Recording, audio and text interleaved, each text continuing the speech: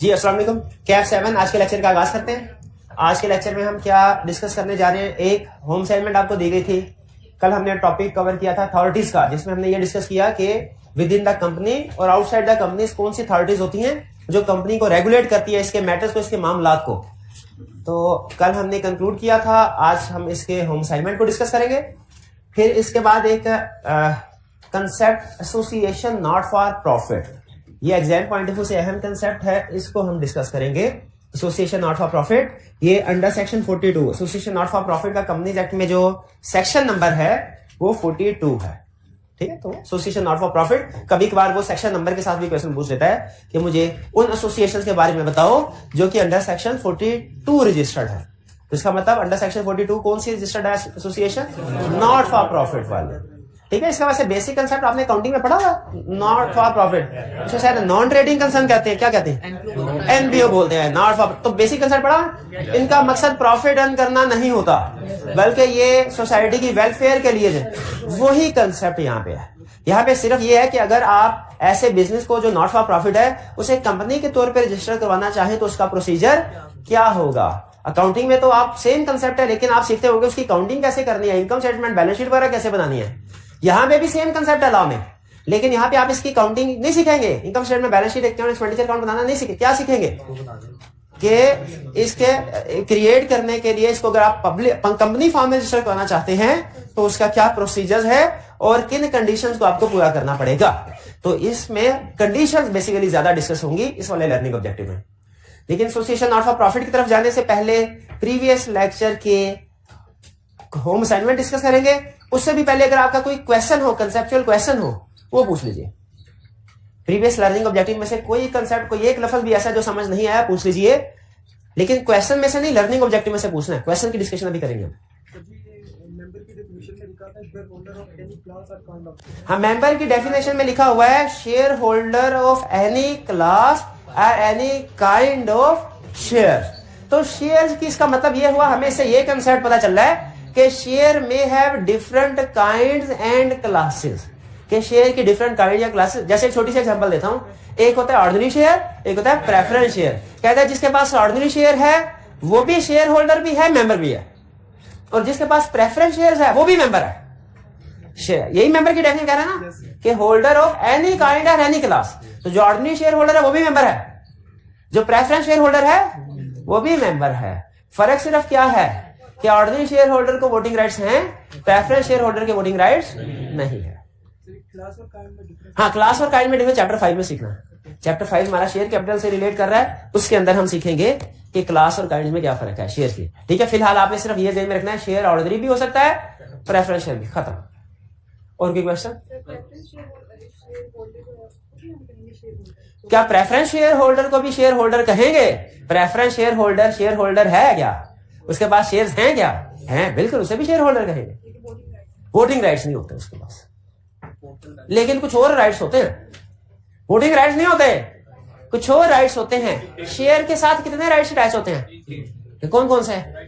Right to receive dividend, voting rights, rent. बिल्कुल ठीक है। तो प्रेफरेंस शेयर होल्डर के पास वोटिंग राइट्स नहीं होते, लेकिन दूसरे जैसे डिविडेंड रिसीव करने का राइट होता है वो भी मेंबर। और कोई क्वेश्चन? पोस्टल बैलेट क्या होता है? पोस्टल बैलेट का मतलब यह है कि आप घर बैठे वोट कास्ट कर सकते हैं, घर बैठे पोस्ट के बैलेटिंग कर सकते हैं बजरिया पोस्ट, घर बैठे वोट कास्ट कर सकते हैं। और ये कंसेप्ट जेल में रखिएगा, ये सिर्फ हमारे सिलेबस में पोस्टल बैलेट तो सिर्फ एक लफ्ज ही है, इसके आगे इसकी कोई एक्सप्लेनेशन या फर्दर कंसेप्ट सिलेबस में नहीं है। लेकिन इस एक लफ्ज से एक कंसेप्ट जुड़ा हुआ है, उस कंसेप्ट को हम कहते हैं रेजोल्यूशन थ्रू सर्कुलेशन। जो ऑर्डिनरी रेजोल्यूशन, स्पेशल रेजोल्यूशन पढ़ी है ना हमने, ये मीटिंग में तो होती ही होती है। क्या ये मेंबर घर बैठे बैठे रेजोल्यूशन पास कर सकते हैं? तो इसे कहते हैं रेजोल्यूशन थ्रू सर्कुलेशन। तो इसका जवाब है यस, कर सकते हैं। और ये घर बैठे रेजोल्यूशन थ्रू सर्कुलेशन ये पोस्टल बैलेट की वजह से ही पॉसिबल हुई। ठीक है, तो पोस्टल बैलेट का मतलब क्या है? घर बैठे रेजोल्यूशन पास करना। ये भी हो सकता है, घर बैठे भी वोट कास्ट कर सकते हैं। सर ये तो वोट के बारे में बात कर रहे थे कि आप प्रॉक्सी बाय प्रॉक्सी और पोस्टल बैलेट और हाँ जी सर, वो एक्सेप्शन वाली जो बात है उसके अंदर फिर वो कैसे यानी कि अपनी बताएंगे कि हम ठीक है कर लें, आप किस से कर लें? हाँ, एक्सेप्शन कैसे बताएं? देखिए उसने लिखा हुआ था कि आप स्पेशल रेजोल्यूशन 21 दिन से शॉर्टर नोटिस पे भी पास कर सकते हैं, लेकिन उसकी कंडीशन क्या थी? सारे के सारे मेंबर्स इंटाइटल्ड टू एग्री करें। तो उन्होंने थोड़ा सा प्रैक्टिकल क्वेश्चन पूछ लिया जो हमारे सिलेबस से बाहर है कि सर सारे के सारे मेंबर्स कैसे एग्री करेंगे, कैसे? देखें, एक कंपनी के अंदर होता है रजिस्टर ऑफ मेंबर्स। उस रजिस्टर ऑफ मेंबर्स के अंदर कंपनी के जितने भी मेंबर हैं उन सबका नाम, पता, फोन नंबर वाला लिखा होता है ईमेल। तो वो कंपनी क्या करती है, जब कोई जरूरी चीज हो तो फोन करके उनसे पूछ लेती है। ठीक है, वहां पे जैसे आपका डेटाबेस है, कभी कोई अर्जेंट मैटर, कोई अनाउंसमेंट करनी हो, आप लोगों को मैसेज कर दिए जाते हैं। तो उसी तरह कोई अर्जेंट मैटर हो, सारे मेंबर से पूछना हो, तो कंपनी के पास डेटाबेस मौजूद है। किस रजिस्टर में? उस रजिस्टर का नाम क्या है जिसमें शेयर होल्डर्स का डेटाबेस मौजूद है? Register of member. उसमें से जितने मेंबर्स होते हैं उनको फोन करके पूछ लेते हैं, सारे एग्री करें तो फिर जल्दी हो जाती है, वरना फिर नहीं होती। तो रजिस्टर ऑफ मेंबर समझ आ गया क्या होता है?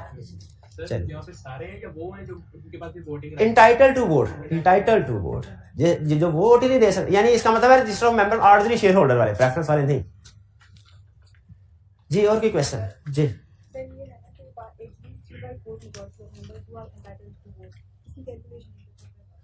3/4 majority who are entitled to vote, इसकी कैलकुलेशन एक दफा करवा दूं। And who are present, present भी है। वो सिर्फ ये कह रहा है कि आपने जब 3/4 कैलकुलेट करना है ना, तो 3/4 को किससे मल्टीप्लाई करना? 3/4 को किससे मल्टीप्लाई करना है? सुनिए, अगर टोटल मेंबर्स हैं 100, 70 है ऑर्डिनरी शेयर होल्डर, 30 है प्रेफरेंस शेयर होल्डर, 3/4 को किससे मल्टीप्लाई करेंगे? क्लियर होगी ये कैलकुलेशन? जो इंटाइटल टू वोट नहीं है वो निकल गए। अब आगे चलते हैं। 70 ने सारे एग्री किया, उन्होंने कहा ठीक है, कर बुलाया, लेकिन आए सिर्फ 45। अब 35 किससे मल्टीप्लाई होगा? 45 से। यानी उससे मल्टीप्लाई सारे शेयर होल्डर से मल्टीप्लाई नहीं करना, जो इंटाइटल टू वोट है और उनमें से भी जो प्रेजेंट है उनसे। क्लियर होगी कैलकुलेशन? जो मौजूद नहीं वो भी फायदा। एटलीस्ट बिल्कुल, यानी 3/4 पूरे हो गए तो स्पेशलाइजेशन पास हो जाएगी। अब अगर 3/4 से ज्यादा है तो ये ज्यादा अच्छी बात है, लेकिन इससे फर्क नहीं पड़ता। ठीक है, इससे फर्क नहीं पड़ता। पॉइंट्स में आंसर आ जाता है, तो 3/4 से ज्यादा है तो पास, अगर 3/4 से कम है तो नहीं। जैसे 3/4 नॉर्मली हमारा परसेंटेज में कन्वर्ट करें ना, इसको 75% बनता है। 74.6% है तो स्पेशलाइजेशन पास नहीं होगी। 75.2% है, स्पेशलाइजेशन पास हो जाएगी। और अगर 99.2% है फिर भी स्पेशलाइजेशन पास हो जाएगी, फर्क कोई नहीं पड़ता। 75.2 और 99.2 एक या दोनों सूत्रों में स्पेशलाइजेशन पास हो जाएगी। उसे मिनिमम इसीलिए कहा है 3/4, इससे ज्यादा ऊपर जितने मर्जी हो जाए वोट्स, स्पेशलाइजेशन 3/4 पे पास हो जाती है। और कोई क्वेश्चन? चलिए अब क्वेश्चन की तरफ चलते हैं। हमारे 3 क्वेश्चन थे, 11, 12 और 13। सबसे पहले क्वेश्चन 11 कह रहे हैं, under the provisions of company 2017 discuss how a person में become member of the company. कोई एक पर्सन कंपनी का मेंबर कैसे बन सकता है? कंपनी का मेंबर बनने के लिए 3 तरीके हैं। कौन कौन से तरीके? पहला, स्टार्ट में जब कंपनी बन रही हो तो मेंबर कैसे बना जाता है? सब्सक्राइब करके मेमोरेंडम आर्टिकल्स को। सब्सक्राइबर, अच्छा मैं सिर्फ कीवर्ड्स बोल रहा हूं, सेंटेंस पूरा आपने याद कर लेना। पहला सब्सक्राइबर, अच्छा ये तो हो गया स्टार्ट में सब्सक्रिप्शन के वक्त। बाद में मेंबर कैसे बना जा सकता है? बाद में डिपेंड करता है कंपनी लिमिटेड बाय शेयर है कि लिमिटेड बाय गारंटी। अगर लिमिटेड बाय शेयर है तो शेयर होल्ड करे, उसका नाम रजिस्टर्ड मेंबर में आ जाए, और लिमिटेड बाय गारंटी है तो गारंटी दे दे और उसका नाम रजिस्टर्ड मेंबर में आ जाए। तो ये 3 केसेस है जिनमें कोई भी पर्सन मेंबर बन सकता है। 12 under the companies act companies act briefly describe the term special resolution. Special resolution, अच्छा ये याद सबको होगी, लेकिन कंप्लीट डेफिनेशन शायद ही कोई लिख सके, और इवन जो लिख सकता है ना वो भी 3/4 और 21 डेज तक पहुंच के बस कर देता। हाँ जी, अगली एक्सेप्शन जो शॉर्टर वाली थी, शॉर्टर पीरियड वाली, वो लिखना भूल जाते हैं। हालांकि बताया है कि कोई भी एक्सेप्शन जो होती है वो डेफिनेशन का हिस्सा होती है, आपने लिखनी होती है। क्या स्पेशल रेजोल्यूशन की डेफिनेशन में 21 डेज और 3/4 की बात करके खत्म कर देता है? क्या आगे भी चलता है? शॉर्टर पीरियड वाली बात करता है, प्रोवाइडेड सारे एग्री करें, वो भी आपने लिखनी होती। लेकिन स्टूडेंट क्या कहते हैं, सर वो तो अगला पैराग्राफ आ गया ना, तो अगला पैराग्राफ आ भी गया, डेफिनेशन तो वही चल रही है, वो लिखनी। ये इजी मार्क्स होते हैं जो स्टूडेंट मिस कर देते हैं। 12 क्लियर जी? नेक्स्ट 13 कह रहे mention the status of following person, that is whether member or share holder or both or. यानी आपने बताना है कि ये पर्सन शेयर होल्डर है कि नहीं, मेंबर है कि नहीं, और दोनों है करेंगे। क्या शेयर होल्डर हुए बगैर कंपनी का मेंबर हुआ जा सकता है? बिल्कुल हुआ जा सकता है। दो तरीके हैं, सब्सक्राइबर वाला भी और लिमिटेड बाय गारंटी वाला भी। तो जरा गौर से पढ़िएगा। कह रहा है Adeel is a member of ABC guarantee limited which does not have share capital.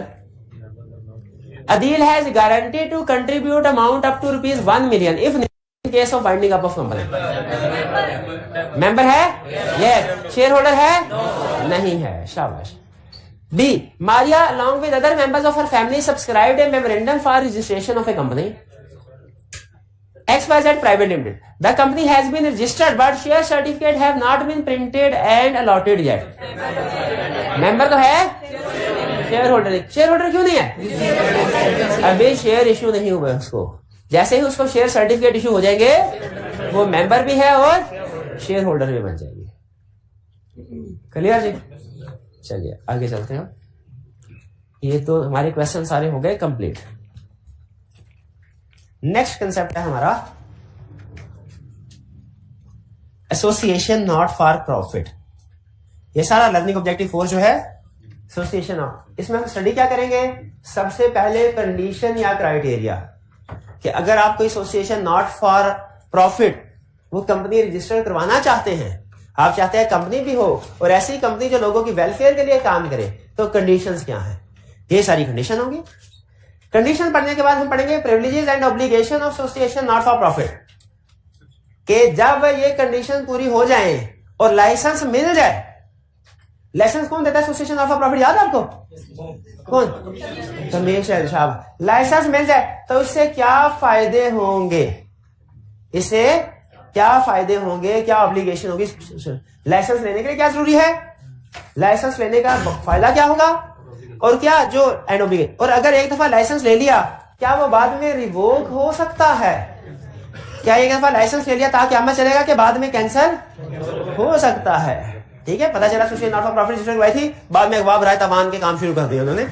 बाज़ औक़ात ऐसे भी कहते हैं, बाज़ औक़ात होता है गैर मुल्की जासूस जब उधर आके स्टे कर रहे होते हैं, बाज़ औक़ात मनी लॉन्ड्रिंग में इन्वॉल्व होती हैं, बाज़ औक़ात टेररिस्ट फाइनेंसिंग भी कर रही होती हैं कुछ एनजीओस, ये एनजीओस। तो इसीलिए उसने कहा कि हमने लाइसेंस दे दिया, ये सारी उम्र के लिए नहीं है, ये लाइसेंस रिवोक भी हो सकता है। फिर हमें बताएगा कि लाइसेंस रिवोक किन सिचुएशन में हो सकता है। ऊपर था कंडीशन लाइसेंस हासिल करने की, ये सिचुएशन है कौन सी? लाइसेंस रिवोक कैंसिल होने की। ठीक है, और फिर क्या बता रहा है? जब लाइसेंस रिवोक हो जाएगा तो क्या प्रोसीजर होंगे जो कंपनी ने करने, और फिर इसके बाद खत्म। यानी जो हमारे बेसिक कंसेप्ट्स हैं जो सीखने हमने एसोसिएशन नॉट फॉर प्रॉफिट में, वो क्या क्या सीखने हैं? सबसे एसोसिएशन नॉट फॉर प्रॉफिट का लाइसेंस हासिल करने के लिए क्या जरूरी है, फायदा क्या होगा, लाइसेंस रिवोक कब हो सकता है, और रेवोकेशन में क्या स्टेप्स, क्या प्रोसीजर परफॉर्म करने होंगे, क्या काम करने होंगे कंपनी ने, जिम्मेदारियां क्या होंगी लाइसेंस रिवोक होने पे। ठीक है, यानी दो टोटल 4 कंसेप्ट है बड़े। 2 कंसेप्ट है लाइसेंस हासिल करने के और दूसरे हैं रिवोक के। कब रिवोक होगा और कैसे होगा, स्टेप बाय स्टेप बताता है। तो स्टार्ट करते हैं। सबसे पहले association not for profit. Not for profit ऐसी ऑर्गेनाइजेशन को कहते हैं जो कि प्रॉफिट पर्पस के लिए नहीं बने, किसी सोशल वेलफेयर के लिए क्रिएट हुई है, जिसका मकसद, जिसके बनाने वालों का, जो मेंबर्स हैं इसके, उनका मकसद प्रॉफिट अर्न करना नहीं है, बल्कि क्या है, वेलफेयर पर्पस। ठीक है, वो किसी स्पेसिफिक हो सकता है, किसी सब्जेक्ट एजुकेशन को प्रमोट करने के लिए, हेल्थ को प्रमोट करने के लिए हो, रिसर्च को प्रमोट करने के लिए हो, ठीक है, आर्ट साइंस की प्रमोशन के लिए, किसी स्पोर्ट्स एक्टिविटी की प्रमोशन के लिए, तो ये पर्पस हो सकते हैं। इसे कहते हैं एसोसिएशन नॉट फॉर प्रॉफिट। तो पहला कंसेप्ट जो हमें सिखा रहा है वो ये, आप खुद अगर एसोसिएशन ऑफ, जैसे आप इरादा करते हैं जी जो गरीब लोग होंगे उनके घरों में अफ्तारी का सामान पहुंचाना है। अब ये 3-4 दोस्त अगर मिल जाते हैं, है ये भी एक एसोसिएशन। एसोसिएशन का मतलब यही होता है ना, ग्रुप ऑफ पीपल जब मिलके काम करें, ये भी एसोसिएशन है, ये भी नॉट फॉर प्रॉफिट। लेकिन इसके ऊपर ये कंसेप्ट अप्लाई नहीं होगा। क्यों? क्योंकि ये इंडिविजुअल लेवल पे प्राइवेटली कर रहे हैं, कंपनी के तौर पर रजिस्टर नहीं हुए। ये कंसेप्ट कब अप्लाई होगा? जब कोई एसोसिएशन नॉट फॉर प्रॉफिट अपने आप को, एसोसिएशन नॉट फॉर प्रॉफिट अपने आप को रजिस्टर कराना चाहती है एक कंपनी के तौर पे, पब्लिक लिमिटेड कंपनी के तौर पे, तो उसको क्या करना होगा? कमीशन से लाइसेंस हासिल करना होगा। ये कंसेप्ट कब अप्लाई होता है? जब कोई एसोसिएशन नॉट फॉर प्रॉफिट अपने आप को पब्लिक कंपनी के तौर पे रजिस्टर करवाना चाहे तो उसे लाइसेंस हासिल करना पड़ेगा। अच्छा, पहला कंसेप्ट यहीं पे आया अंकल साहब।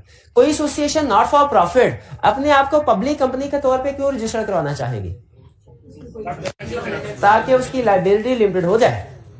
ये ना होने भाई, देखिए ये चार जो दोस्त हैं इन्होंने अपने फायदे के लिए तो एसोसिएशन नहीं बनाई, इन्होंने तो नए काम के लिए बनाई। तो ये ना हो कि किसी से आटा चीनी उधार लेके गरीबों को बांट दे और बाद में जिन्होंने आटा चीनी दिया उनसे पैसे मांगे, लेकिन हमारे पास आए नहीं, वो कहे चलो नहीं है अपनी मोटरसाइकिल बेचो, ये कॉलेज आने जाने से रहे। तो अगर association not for profit company other than company के तौर पे भी काम करती है, लेकिन उसमें रिस्क क्या होता है इनको कि इनको कहीं लेने के देने ना बढ़ जाएं, यानी लेने स्वाब लेने गए हैं लेकिन मोटरसाइकिल दे के आ जाए, तो ये इनकी लायबिलिटी अनलिमिटेड होती है। लेकिन अगर ये एसोसिएशन नॉट फॉर प्रॉफिट अपने आप को पब्लिक कंपनी के तौर पर रजिस्टर्ड करवा ले तो फायदा क्या होगा? इनकी लायबिलिटी लिमिटेड हो जाएगी। इसी एक फायदे को हासिल करने के लिए सारा कंसेप्ट बना है association not for profit. Clear? अब इन्होंने सोचा, इन्होंने कहा ये तो अच्छा किया, हमने पहले कंसेप्ट पढ़ लिया एसोसिएशन नॉट फॉर प्रॉफिट का, हम भागे भागे कमीशन के पास जाते हैं और इन्हें कहते हैं हमें नॉट फॉर प्रॉफिट का लाइसेंस दे दो। कमीशन इनकी शक्ल देख के लाइसेंस दे देगा? नहीं, शक्ल देखे तो पिछले लाइसेंस भी कैंसिल कर देगा। कहेगा कमिश्नर कहेगा मेरी शर्तें हैं, शर्तें मंजूर है तो बोलो लाइसेंस देता हूं, शर्तें नहीं तो लाइसेंस भी कोई नहीं। हमने कहा बताओ क्या कंडीशन है? कंडीशन किस चीज की? Grant of licence. और जहन में रखेगा लाइसेंस कमीशन ने देना है, रजिस्ट्रार ने नहीं। रूटीन नेचर के लाइसेंस रजिस्ट्रार देता है, याद है? सर्टिफिकेट ऑफ इनकॉर्पोरेशन रजिस्ट्रार देता है, certificate of commencement of business registrar देता है। लेकिन ये खुसूसी licence association not for profit commission देगा। कमीशन कहेगा लाइसेंस मेरे से लो, बाकी रजिस्ट्रेशन रजिस्ट्रार के पास ही करवा लेना, लाइसेंस इजाजत मेरे से लेना। ठीक है? तो इजाजत के लिए उसने कंडीशंस देगा। उसने कहा भाईजान आपका मकसद पता है क्या होना चाहिए? आपका मकसद होना चाहिए for promotion of useful social objects. Useful social object को प्रमोट करने के लिए आप बने हो। ठीक है? जैसे एजुकेशन को प्रमोट करना है, रिलीजन को, स्पोर्ट्स को, हेल्थ, चैरिटी और इस तरह के और। ठीक है? जैसे एक उसने 5 पेपर के क्वेश्चन में कह दिया कि कुछ लोग मिलके कैंसर के ऊपर रिसर्च करना चाहते हैं और उनका मकसद प्रॉफिट कमाना नहीं है, बल्कि जो पेशेंट्स है उनके लिए इलाज मुआवजे की सहूलियात, नया कोई तरीका इलाज ये दरियाफ्त करना है। अब ये भी क्या एक सोशल ऑब्जेक्ट है? बिल्कुल सोशल यूजफुल ऑब्जेक्ट। इसी तरह के और अच्छे मकासद, एग्जाम्पल देखिए, अच्छे मकासद दिखिए ना स्पोर्ट्स का। चले, पहला मकसद बता दिया भाई, इस मकसद, हमने कहा इसी मकसद के लिए। भाईजान को क्या मकसद आपका? आपने कहा जी हम चैरिटी के लिए कर रहे हैं, राशन देना है हमने इफ्तारी के लिए गरीबों को। पहली कंडीशन पूरी हो गई। दूसरी कंडीशन उन्होंने कहा, कमीशन ने कहा भाईजान आपका पर्पस प्रॉफिट कमाना नहीं है, लेकिन प्रॉफिट हो सकता है, मकसद नहीं है, हो सकता है। ठीक है? जैसे एक बंदे की जिंदगी का मकसद है ज्यादा से ज्यादा पैसा कमाना, पैसा वो भी कमाएगा, और एक दूसरे बंदे की जिंदगी का मकसद है पैसा कमाना नहीं, वो कोई अच्छे काम करना था। तो जिसका मकसद नहीं है, क्या उसके पास पैसा नहीं आएगा? उसके पास पैसा आएगा उसको। तो एसोसिएशन नॉट फॉर प्रॉफिट है, मकसद प्रॉफिट कमाना नहीं है, लेकिन हो सकता है लोगों के दिल में आए और वो ज्यादा डोनेशन दे दें। अगर वो डोनेशन ज्यादा दे देंगे तो मकसद प्रॉफिट कमाना, लेकिन प्रॉफिट हो जाएगा कि नहीं? हो जाएगा। जिसको आप प्रॉफिट की बजाय शायद सरप्लस का लफ्ज ज्यादा कंफर्टेबल है, वो कोई भी कर ले। तो ये उस प्रॉफिट या सरप्लस से, वो कह रहे हैं वो प्रॉफिट या सरप्लस तो होगा, लेकिन खबरदार आपके ऊपर 1 रुपया भी हराम है उसका। आपने गरीबों के नाम का कह के लिया है, आपस में मेंबर्स ने एक दूसरे को उसमें से डिविडेंड नहीं देना, डिविडेंड नहीं देना। ठीक है जी? अच्छा, डिविडेंड नहीं देना तो अगला सवाल ज़हन में आया, इतने बड़े प्रॉफिट का करेंगे क्या? खा जाएंगे, उसी को मना कर। तो डिविडेंड मेंबर्स को नहीं, सरप्लस आ भी गया, अव्वल तो आएगा नहीं, फर्ज करें आ भी गया, मेंबर्स को डिविडेंड नहीं देना, तो फिर क्या करना है? जो प्रॉफिट या सरप्लस हुआ है ना, उसे अपने इन मकासद में इस्तेमाल करो, मेंबर को ना दो, इसी मकासद में इस्तेमाल करो जो मकसद ऊपर है। इन्हीं मकासद में भाई लॉजिकल है ना? हमने कहा ठीक है करेंगे। और उसने कहा भाई सुन लो, ये ना हो एनजीओ है ना, कोई बाज़ औक़ात गैर मुल्की इदारे होते हैं, वो कोई ना कोई स्लोगन, कोई ना कोई जो है ना माइंड चेंज करने के लिए लोकल एनजीओ को यूज करते हैं। आपने उनका आलाकार नहीं बनना। आप एनजीओ हैं, आपका लोगों से मिलना जुलना है, लोग आपकी बात सुनते हैं, उसके ऊपर अमल भी करना, क्योंकि अच्छा मकसद है ना आपका, है? तो जिसका अच्छा मकसद हो, समझते हैं वो बंदा भी अच्छा, अच्छी बात है। तो आपने कोई ऐसा काम नहीं करना जो पाकिस्तान के कानून या उसकी कौमी सलामती के खिलाफ हो, कौमी मफाद के खिलाफ हो। भाई ऐसा ही है ना, नेशनल इंटरेस्ट और लॉ के अगेंस्ट में कोई एक्टिविटी नहीं करनी एनजीओ में। फिर जो आपका मेमोरेंडम और आर्टिकल्स होगा वो उसका फॉर्मेट एक अलहदा होगा। ये इसी चैप्टर के एंड में ना, या शायद या नेक्स्ट चैप्टर में हम पढ़ेंगे कि क्या ये जो मेमोरेंडम और आर्टिकल्स हमें रजिस्टर करवाने पड़ते हैं, ये सारे हमने खुद बनाने होते हैं, हम तो इतने माहिर नहीं है। तो कमीशन ने कहा बेफिक्र है, आपकी आसानी के लिए सारे हमने टेम्पलेट बना के ना मॉडल वेबसाइट पे अपलोड कर लिया, डाउनलोड करें, नाम चेंज करें कंपनी का और अपना नाम साइन करें, रजिस्टर करवा ले। लेकिन उसमें कह रहे एसोसिएशन नॉट फॉर प्रॉफिट का मेमोरेंडम और आर्टिकल डिफरेंट होगा दूसरे मेमोरेंडम आर्टिकल से। उसमें आगे चल के पढ़ेंगे लिमिटेड बाय गारंटी का लिमिटेड बाय शेयर से डिफरेंट होता है, एसोसिएशन नॉट फॉर प्रॉफिट का दोनों से डिफरेंट होता है। तो कहते हैं आप जो रजिस्ट्रेशन के लिए जब जाएं तो मेमोरेंडम और आर्टिकल्स कौन से वाला होना चाहिए, वो स्पेसिफाइड फॉर्मेट जो कमीशन ने अप्रूव किया है। और फिर कमीशन कह रहा है नॉर्मली तो ये कंडीशन है, लेकिन अगर मेरे दिल में आया ना, मैं मजीद कंडीशन भी अटैच कर सकता हूं। हमने कहा ठीक है भाई, सारी माननी पड़ेगी ना, नहीं मानेगा तो क्या होगा, लाइसेंस नहीं मिलेगा। लाइसेंस लेना तो सारी माननी थी, सारी शर्तें साइन कर दिया। कमीशन ने इजाजत दे दी, लाइसेंस दे दिया। लाइसेंस लेके भागे भागे हम रजिस्ट्रार के पास गए, उसने हमें सर्टिफिकेट ऑफ इनकॉर्पोरेशन दे दिया। जैसे ही company registered, sorry association not for profit registered हो गई एज पब्लिक लिमिटेड कंपनी, इसका फायदा क्या हुआ, इसका फायदा ये हुआ कि मेंबर्स की लायबिलिटी अब क्या होगी, लिमिटेड। दो फायदे, पहला फायदा क्या, मेंबर्स की लायबिलिटी लिमिटेड, और दूसरा फायदा क्या हुआ, नाम में लफ्ज लिमिटेड या गारंटी लिमिटेड ऐड करने की जरूरत नहीं। अगर पब्लिक कंपनी है, ठीक है, तो नाम में वर्ड, क्योंकि पब्लिक कंपनी के अगर लिमिटेड बाय शेयर है तो लिमिटेड आता है, लिमिटेड बाय गारंटी हो तो कहता है ये लिमिटेड का लफ्ज या गारंटी लिमिटेड का लफ्ज लिखने की जरूरत नहीं है। यानी लायबिलिटी लिमिटेड हो भी गई, लेकिन एसोसिएशन के नाम में लिमिटेड का लफ्ज नहीं आएगा, क्योंकि अगर लिमिटेड का लफ्ज आए ना तो लोग दूर से देख के बाजू बात निकल जाते हैं, कोई उधार देना पसंद नहीं करता। जिस ऑर्गेनाइज लायबिलिटी लिमिटेड है उधार देना कोई, वो दूर दूर से निकल जाते हैं। तो उन्होंने कहा हम आपको एक ऐसी सहूलत देते हैं जो और दुनिया की किसी कंपनी के पास नहीं। वो सहूलत क्या है, नाम में लफ्ज लिमिटेड या गारंटी लिमिटेड नहीं होगा एंड पे। तो बिल्कुल ठीक, दो फायदे हासिल हुए। कौन से दो फायदे, एक लायबिलिटी लिमिटेड होगी, दूसरा नाम में लिमिटेड या गारंटी लिमिटेड ऐड नहीं होगा। चले, उन्होंने कहा बिल्कुल ठीक, चले गए कंपनी रजिस्टर करवा के। इसके बाद क्या ये लाइसेंस इनको दे दिया गया ता क़यामत के लिए है कि रिवोक हो सकता है? एक जनरल रूल बता दो, जिन वैसे और भी पॉइंट्स हैं, लेकिन एक पॉइंट, जिन कंडीशंस के मुताबिक ये लाइसेंस दिया गया था, अगर इनमें से कोई कंडीशन वायलेट होती है एक भी, तो फिर licence cancel, licence revoke. Revoke का मतलब कैंसिल ही होता है, आपने बिजनेस लॉ में पढ़ा होगा, रेवोकेशन भी कहते हैं, कैंसिलेशन भी कहते हैं। तो लाइसेंस का पहले तो बताया रिवोक कर कौन सकता है, जिसने लाइसेंस दिया था वही रिवोक कर सकता है। कमीशन कब, पहला जब association fail to comply condition वही बात, कंप्लाई नहीं करती, लाइसेंस कैंसिल। मजीद जब कंपनी के अफेयर्स पब्लिक इंटरेस्ट के खिलाफ होंगे, जब इनके अफेयर्स पब्लिक इंटरेस्ट के खिलाफ होंगे, तो फिर उस सूरत में लाइसेंस कैंसिल।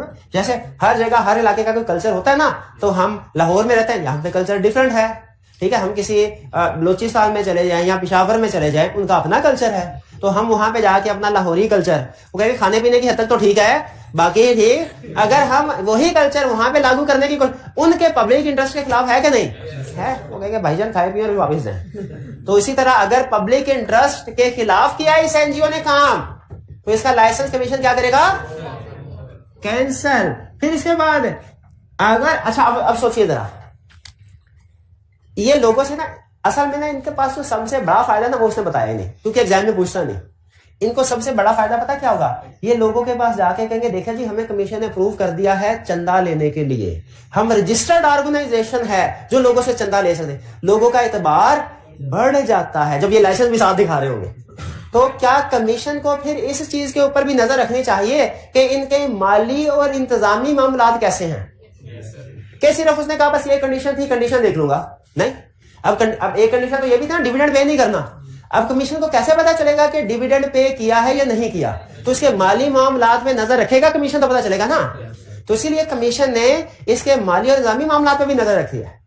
और उन्होंने कहा कि आपने हर साल हमें फाइनेंशियल स्टेटमेंट, एनुअल रिपोर्ट वगैरह हमें जमा करवानी है ताकि हम उसको देख सके कितने पैसे इकट्ठे कर रहे हैं, किधर से पैसा आ रहा है, किधर लग रहा है। अगर कंपनी अपनी फाइनेंशियल स्टेटमेंट या एनुअल रिटर्न भी एक फाइनेंशियल स्टेटमेंट के साथ डॉक्यूमेंट है, और याद है दोनों करने, फोकस फाइनेंशियल स्टेटमेंट पे रखें क्योंकि फाइनेंशियल स्टेटमेंट में सारा हिसाब किताब डिटेल में मौजूद होता है। अगर कंपनी 2 कंसेक्यूटिव सालों के लिए अपनी फाइनेंशियल स्टेटमेंट सबमिट ना करवाए, एसोसिएशन नॉट फॉर प्रॉफिट, तो क्या करेंगे? लाइसेंस। वो कहेंगे भाईजान हमें बता ही नहीं रहे आप क्या कर रहे हैं, कहां से पैसा आ रहा है, कहां जा रहा है, किससे इकट्ठे कर रहे हैं, वैसे हिसाब किताब तो दे। चले 1 साल आपने पिछले साल नहीं भेजा, हमने कहा शायद कोरोना की वजह से नहीं भेजा या कोई और प्रॉब्लम, भाई दूसरे साल भी नहीं भेजा, ऐसे तो नहीं चलेगा। 2 कंसेक्यूटिव ईयर, हाँ 1 साल भिजवाएं, अगले साल ना भिजवाएं, फिर अगले साल भिजवाएं, फिर अगले साल ना भिजवाएं, ये चल सकता है। लेकिन अगर 2 कंसेक्यूटिव सालों के लिए फाइनेंशियल स्टेटमेंट्स नहीं भिजवाई तो फिर लाइसेंस रिवोक, क्योंकि वो चेक नहीं कर पाएंगे कि कैसा काम कर रहे। फिर अगर लॉ और नेशनल इंटरेस्ट के अगेंस्ट काम किया, ये तो वही ऊपर वाली आ गई। और बल्कि ये दोनों भी इसमें कवर हो जाती है क्योंकि इसमें कोई बात नहीं, वो अपने पॉइंट्स को बढ़ाना चाह रहा है तो बढ़ा। कंसेप्ट सेम ही है। ये जो कंसेप्ट था, ये वाला कंसेप्ट 4, ये भी वही है जो ये इसमें कवर हो जाता है, इसमें भी, इसमें भी। एक ही चीज को मुख्तलिफ एंगल से, एक नेशनल इंटरेस्ट है, एक पब्लिक इंटरेस्ट है। Number of member reduced below 3। देखिए पब्लिक लिमिटेड कंपनी है ना कि प्राइवेट है ये, तो इसके कम से कम कितने मेंबर होंगे? और अगर 3 से कम तादाद हो, लाइसेंस कैंसल। अब वो 180 डेज वाली बात नहीं होगी। 180 ये कौन बताएगा? नहीं गलत होगा। 180 डेज वाली बात कौन बताएगा? वो भी तो थी कि मिनिमम नंबर से कम हो जाए, तो वो क्यों नहीं इधर अप्लाई होगी?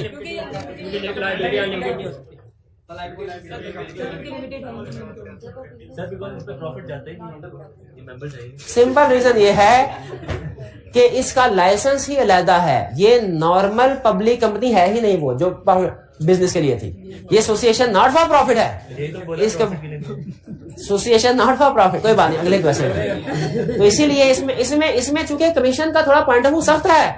कमीशन कहता है इधर इस चक्कर में ना रहना कि 180 डेज से गए, कम हुए तो 180 डेज इंतजार करेंगे और फिर उसके बाद भी कंपनी रहेगी, लेकिन लाइबिलिटी अनलिमिटेड, कंपनी फिर भी रहती है उसमें। कहता है इसमें तो सिंपल रूल, नंबर कंपनी फारग, कंपनी को ही बंद कर दे, ये सॉरी ये एसोसिएशन नॉट फॉर प्रॉफिट को।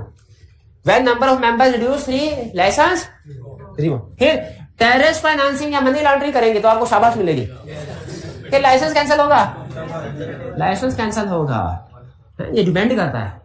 पाकिस्तान में जो टेररिस्ट है उनको फाइनेंसिंग नहीं करने, उनको भी नहीं करना, उनको भी नहीं। ऐसा होता है ना, एक मुल्क के हीरो दूसरे के गद्दार और दूसरे के हीरो पहले के गद्दार, ऐसे होता है ना। चलिए आगे चलते हैं। Fails to maintain proper accounts. अच्छा कोई स्टूडेंट मुझे इसमें और इसमें फर्क बता दे। इधर है fails to maintain proper accounts, इधर क्या है? Fail to file financial statement. Accounts होते हैं वो होते हैं, और फाइनेंशियल स्टेटमेंट्स तो वो होते हैं। हाँ फाइनेंशियल स्टेटमेंट्स तो वो होती हैं, इनकम स्टेटमेंट, बैलेंस शीट वगैरह वो हर साल जमा करवाए। ये जो अकाउंट्स होते हैं ये जनरल लेजर ट्रायल होते हैं, बुक्स होते हैं, ये ज्यादा डिटेल्ड है, ज्यादा डिटेल। कहते हैं अगर आपके पास कैश आया लेकिन आपने कैश बुक ही मेंटेन नहीं की, ये हिसाब भी नहीं रखा कैश कहां से आया किधर गया, तो कौन सी प्रोविजन वायलेट होगी? अकाउंट्स वाली के फाइनेंशियल स्टेटमेंट वाली? अकाउंट्स वाले। ठीक है, कंपनी अगर प्रॉपर अकाउंट्स मेंटेन ना करे तो इसका मेंटेन करना आम लोगों की निस्बत ज्यादा जरूरी है। क्यों भला? इसमें जनरल पब्लिक का इंटरेस्ट इन्वॉल्व होता है, जनरल पब्लिक का इंटरेस्ट इन्वॉल्व होता है। ठीक है, तो इनका हिसाब किताब रखना, पैसा कहां से आया कहां गया ज्यादा जरूरी है। आगे चलते हैं। नॉट ऑपरेशनल फॉर 1 ईयर, 1 साल तक काम ही नहीं कर रहे, तो फिर इसका मतलब क्या है? काम खत्म खत्म। ठीक है, जैसे अगर आपने किसी चीज को 1 साल तक इस्तेमाल नहीं किया तो हाईली प्रोबेबल आप उसको सारी जिंदगी इस्तेमाल नहीं करेंगे। आज ही घर जाके जिस चीज को 1 साल तक इस्तेमाल नहीं किया उसको फेंक दे भाई। ऐसे ही है ना, मिसाल में कभी ना कभी, ना गर्मियों में जरूरत पड़ी उसकी, ना सर्दियों में जरूरत पड़ी, तो कब पड़नी है? अब कभी नहीं पड़नी। हाँ जी बिल्कुल। तो एक कंपनी एसोसिएशन ऑफ प्रॉफिट थी, वो चंदा इकट्ठा कर ही नहीं रही, रजिस्टर करवा के बस उन्होंने साइड में रख दिया। तो नॉट ऑपरेशन फॉर 1 ईयर, तो कंपनी का लाइसेंस, बैंक्स वाले भी इस तरह करते हैं। आपको यार वो 6 महीने का टाइम है, शायद 6 महीने तक आप अकाउंट इस्तेमाल ना करें, उसको डोरमेंट कर देते हैं। वो बाद में फिर एप्लीकेशन देके दोबारा अनफ्रीज कराना पड़ता। Management refuses to act as per memorandum और आर्टिकल। मैनेजमेंट ने कहा है सर वो तो लाइसेंस लेते हुए हमने कहा था कि आप जो कंडीशंस कहेंगे, जो मेमोरेंडम आर्टिकल्स होगा आपके मुताबिक, उसके ऊपर हमने, वो तो लाइसेंस मिल गया, बस खत्म, अब कोई अमल नहीं करना हमने। कमीशन क्या कहेगा? जो लाइसेंस दे सकता है लाइसेंस, अगर आपने मेमोरेंडम, आर्टिकल, रजिस्ट्रार या कमीशन के इंस्ट्रक्शंस के ऊपर अमल नहीं किया तो लाइसेंस रिवोक। और अगर कोई एसोसिएशन नॉट फॉर प्रॉफिट इनमें से कोई काम भी ना कर रही हो, लेकिन फिर भी हमारे दिल में है कि इसका लाइसेंस कैंसिल कर देना चाहिए, लाइसेंस कैंसिल कर देना चाहिए, तो फिर क्या कर सकते हैं? कमीशन फिर भी कर सकता है। उसको कमीशन नाम देता है it is just and equitable. इंसाफ का तकाजा यही है, इंसाफ का तकाजा यही है, चाहे सारी चीजें सही भी चल रही हो। इंसाफ का ये असल में ऐसी डिस्क्रिशनरी पावर है, इसका पॉलिटिकल यूज भी हो सकता है, इसको मिस यूज भी किया जा सकता है। लेकिन बहरहाल इस तरह की पावर देने के पीछे नीयत अच्छी होती है कि बाज़ औक़ात ऐसा होता है, चीजें मुजरिम होता है ना, अब उसके खिलाफ सबूत नहीं मिल पा रहा होता। या अभी थोड़ी देर में पढ़ेंगे कि जब इनमें से कोई भी वायलेशन हो ना तो हेयरिंग होती है, नोटिस दिया जाता है उसमें। तो बाज़ औक़ात आपको खुद बताएं, अगर आप जज हैं, आपके सामने एक बंदा आ गया, मुजरिम तो है, उसके खिलाफ सबूत कोई नहीं है, क्या करेंगे? छोड़ देंगे। बिल्कुल ठीक है, छोड़ दीजिए उसको। लेकिन वो अगर अल्लाह ने आपको इस तरह की पावर दी हुई है जस्ट एंड इक्विटेबल, तो आप इसको यूज करते हुए फांसी दे सकते हैं कि जस्ट एंड इक्विटेबल। ठीक है, ये बहरहाल एक कंट्रोवर्शियल पावर है। अच्छा, इनमें से कोई भी कंडीशन हो, बैठे बैठे एसोसिएशन ऑफ प्रॉफिट का लाइसेंस कैंसिल, कि उसे मौका देना चाहिए हियरिंग का, मौका देना चाहिए हियरिंग का, तो उसे नोटिस भेजा जाएगा और कहा जाएगा कि इस नोटिस के मुताबिक आपने 2 हफ्ते के बाद कमीशन के ऑफिस में इस्लामाबाद आ जाना, आपकी सुनवाई है। उधर हेयरिंग होगी, हेयरिंग के बाद इन भाईजान ने तो सारे पॉइंट्स अपने दे दिए, तो फिर हमने कहा भाई बातें तो आपकी सारी ठीक हैं इसमें, लेकिन फिर भी लाइसेंस आपका हेयरिंग देना जरूरी है। हेयरिंग का मतलब यह नहीं है कि लाइसेंस कैंसिल नहीं होगा, हेयरिंग का मतलब यह है कि हमने सुन लिया वो क्या कहना चाहता है। चलिए, अब ये सारी चीजें क्लियर हो गई आपको। लाइसेंस रिवोक हो गया, यहाँ पे लाइसेंस मिला था, यहाँ पे हमने खुशियां मनाई, अब लाइसेंस रिवोक हो गया, कंपनी का देहांत हो गया, अब क्या करें? क्या करें? हाँ, शमशान घाट ले जाए। इसका आखिरी क्या कहते हैं उसको? अस्थियां बढ़ा दें, नहीं, करियाकरम, शाबाश, करियाकरम, कौन था करियाकरम वाला? शाबाश। अब इसका करना है करियाकरम, लेकिन क्रियाकर्म के लिए भी स्टेप बाय स्टेप, ठीक है, जैसे होता है, मतलब नेशनल पर्सन भी होता है यहाँ पे, पहले मस्जिदों में ऐलान होता है, फिर रिश्तेदारों को बुलाया जाता है, फिर उसके बाद हाँ जी वो नहलाया जाता है, गुस्ल दिया जाता है, फिर उसके बाद नमाज जनाजा, फिर ऐलान किया जाता है लेना देना, उसका भी ऐलान किया जाता है कि लेना देना, और उसमें उसकी तदफीन, और फिर दुआएं है। तो उसी तरह एसोसिएशन नॉट फॉर प्रॉफिट है, इसका लाइसेंस रिवोक हो गया, समझने मर ही तो गई है। तो अब इसका क्रियाकर्म कैसे करना है वो सुन लें। सबसे पहले अगर लाइसेंस रिवोक हो जाए, अगर लाइसेंस रिवोक, तो ऐसी एसोसिएशन लोगों से अब डोनेशन नहीं लेगी, डोनेशन लेना खत्म। भाई ऐसे होना चाहिए ना, डोनेशन लेना खत्म, डोनेशन, फिर ऑपरेशंस भी खत्म।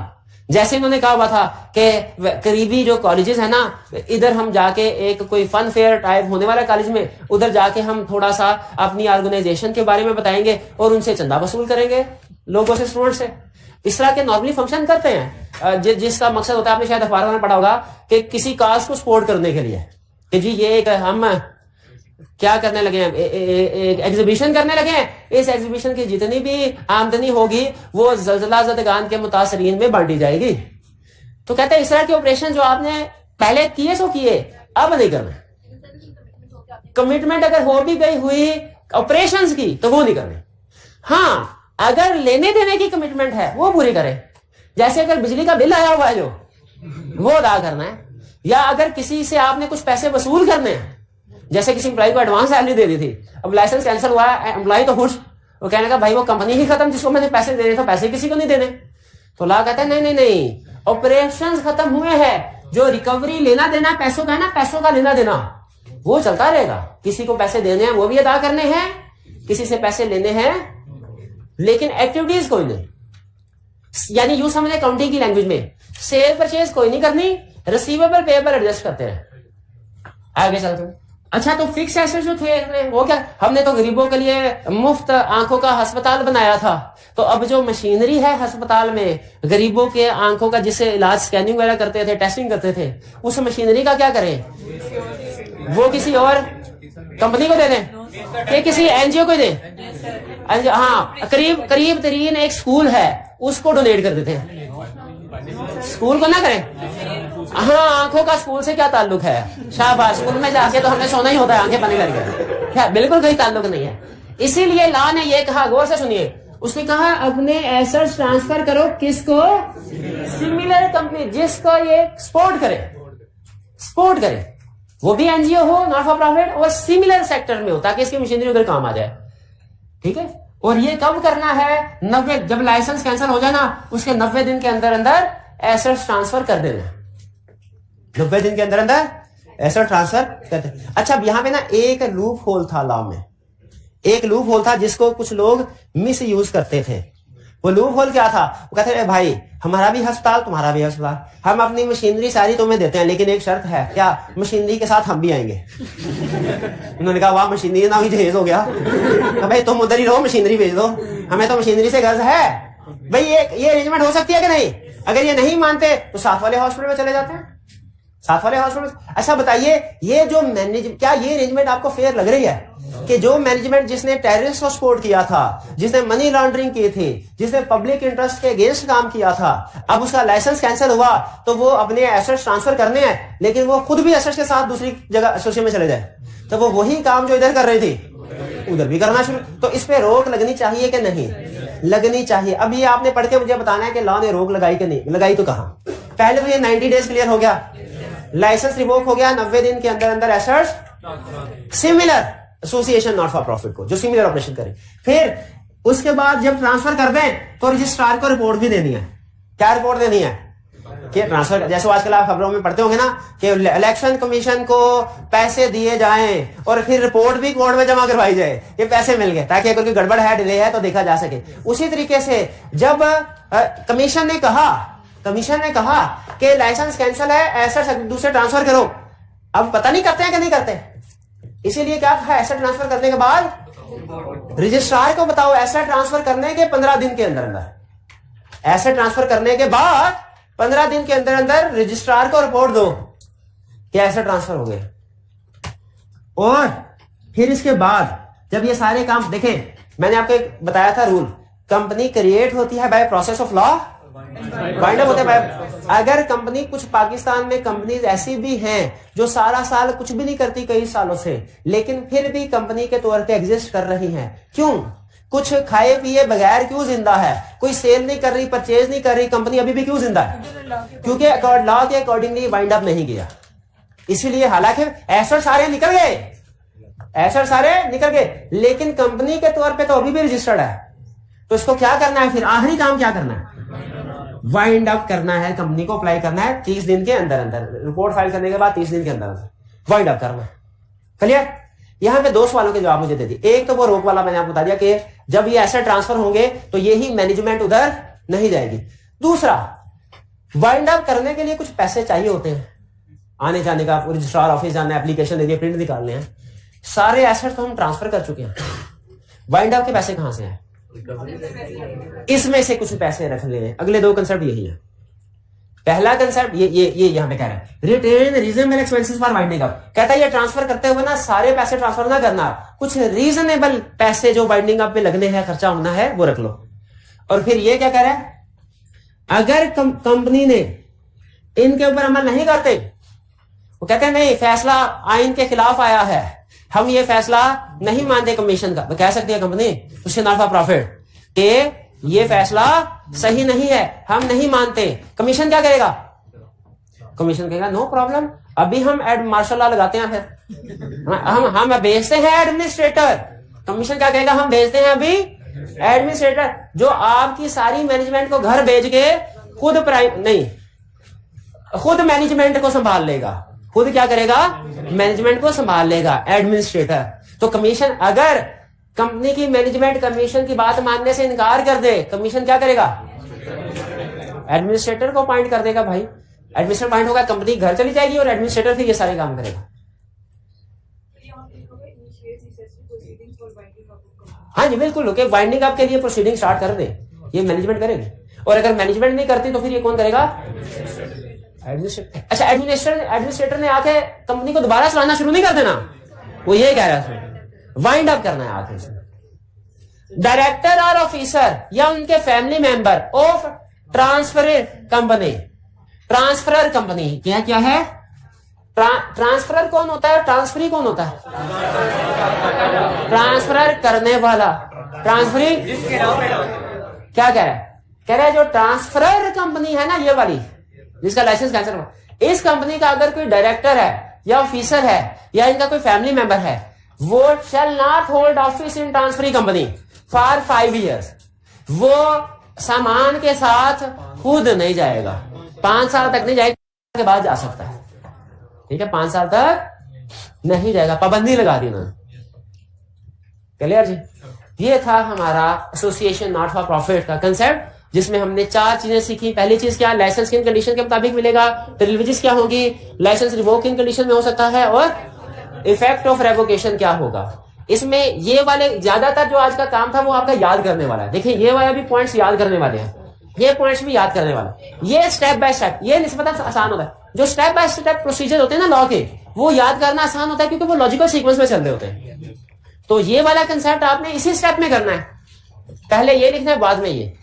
ठीक है, ये ना पहले वाइंड अप करवा दें और बाद में फिर ऐसे ट्रांसफर, ऐसे नहीं करना ये। लेकिन इन कंसेप्ट को याद करें, क्योंकि पॉइंट्स हैं, इंडिपेंडेंट है, तो इनकी तरतीब आप ऊपर नीचे कर सकते हैं।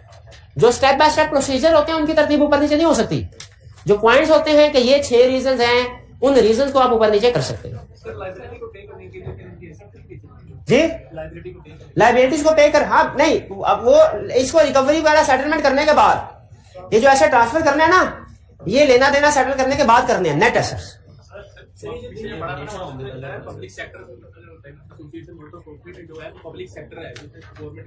एसोसिएशन नॉट फॉर प्रॉफिट नहीं, वो पब्लिक सेक्टर के साथ दिखा था, वो कंसेप्ट वो दूसरा था, यही था। वो ये नहीं बता रहा था कि एसोसिएशन नॉट फॉर प्रॉफिट सिर्फ पब्लिक सेक्टर ही हो सकती है। नहीं नहीं नहीं नहीं, तो आम लोग, इवन आप, वो कंसेप्ट कोई दूसरी चीज समझा रहा था, उसको दोबारा पढ़िएगा। आम लोग 4-5 लोग मिलकर भी बना सकते हैं। ठीक है, एसोसिएशन नॉट फॉर प्रॉफिट। ये नंबर ऑफ डेज जिस दिन कंपनी वाइंड अप होगी उसको काउंट करना। यस, अच्छा आप जनरल रूल रखें हमेशा, इसकी कुछ एक्सेप्शन है, लेकिन आपने जनरल रूल हमेशा ये रखना है कि जिस दिन कोई इवेंट हुआ है ना, डेज को काउंट करते हुए उस दिन को गिनना है। ये जनरल रूल है। ठीक है, आगे किसी जगह इसकी एक्सेप्शन आती है तो वो मैं आपको बता दूंगा। सेकेंड लास्ट पॉइंट में फाइल रिपोर्ट टू रिच, ये किधर मैनेजमेंट रिफ्यूजेस, ये वाला टू एक्ट, इसमें सारे ही है कि अगर मैनेजमेंट मेमोरेंडम के मुताबिक काम ना करे, आर्टिकल्स के मुताबिक काम ना करे, रजिस्ट्रार ने कोई काम कहा है वो ना करे, या कमीशन ने कोई काम कहा है वो ना करे, किसी एक की भी खिलाफ वर्जी की, लाइसेंस कैंसल। ठीक है जी, और भी क्वेश्चन?